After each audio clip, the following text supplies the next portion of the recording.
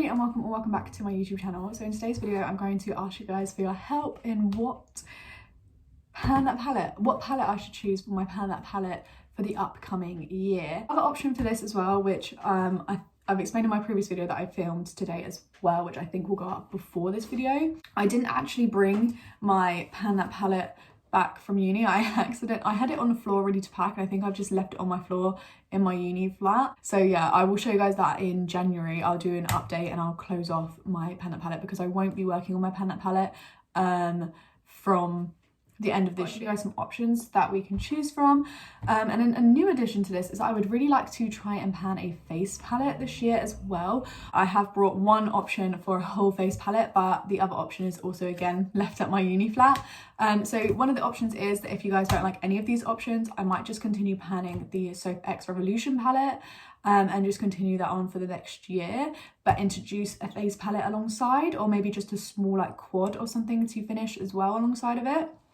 And then the other option that I don't have on me is my Soap X Revolution highlighter palette for the face palette portion of it.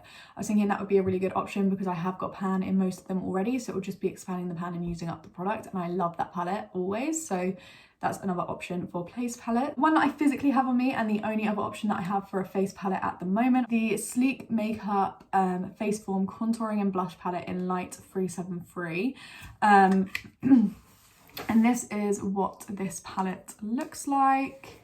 So it has a bronzer, blush and highlighter. I thought this was quite a good one. The only downside to me panning this, the bronzer has a pretty big dip in it.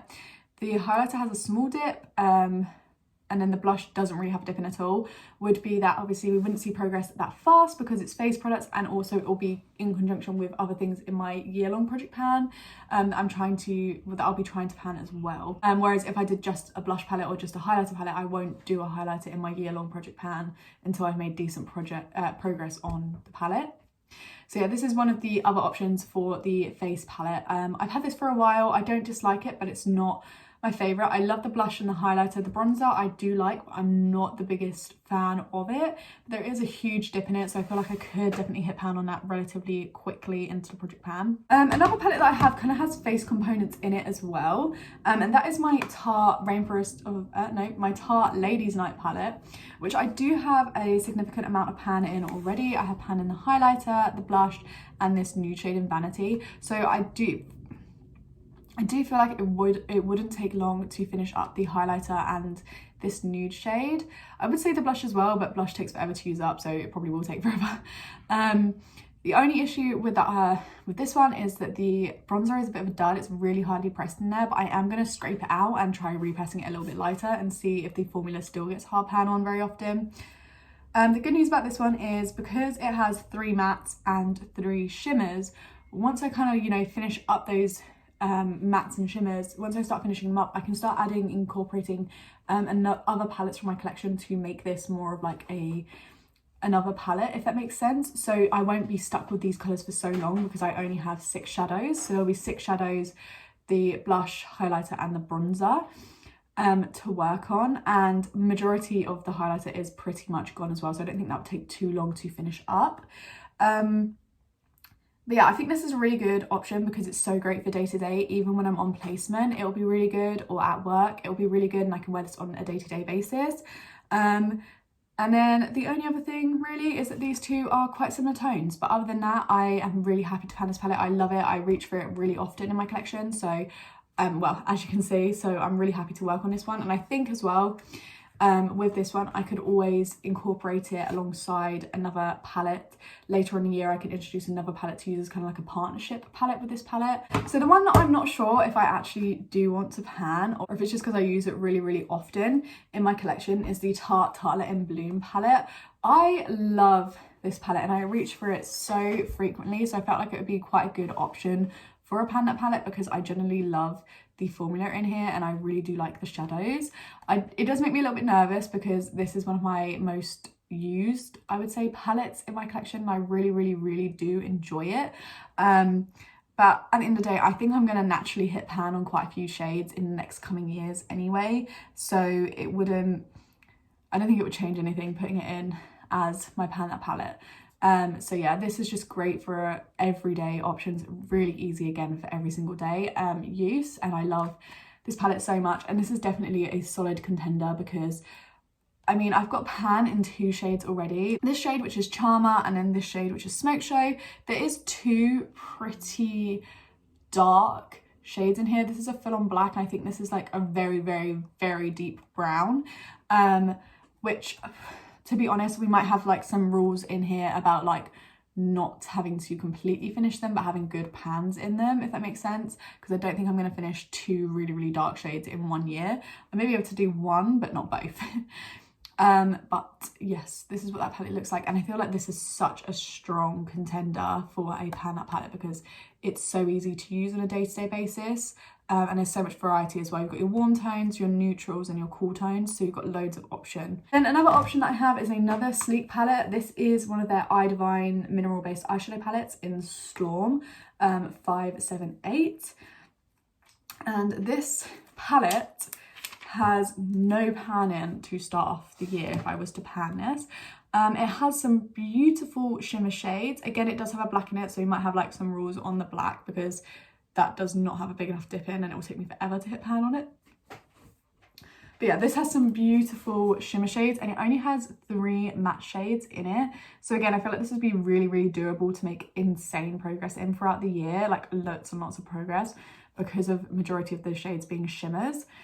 And I also think it'd be quite a good one for a year-long project because I wouldn't get too bored, because where there's only 3 matte shades, it means I can pull in other palettes and use those to make, you know, the base shade and then incorporate a lid shade from this palette. So therefore it doesn't make it as tedious having to use this every single day because I can add a lot of variety into this palette because there is only 3 mattes. But yeah, this is what this palette looks like. Really do like the formula of the shimmers. The matte, they're not my favourite formula, but I do enjoy them enough to, again, pan them. So yeah, this is what this option looks like. And I'm very, very into this palette. I feel like this would be a good one to pan because of the variety that it would still allow me to have. Okay, and then the final option is another more high-end option. And this is my Too Faced Chocolate Bonbons palette.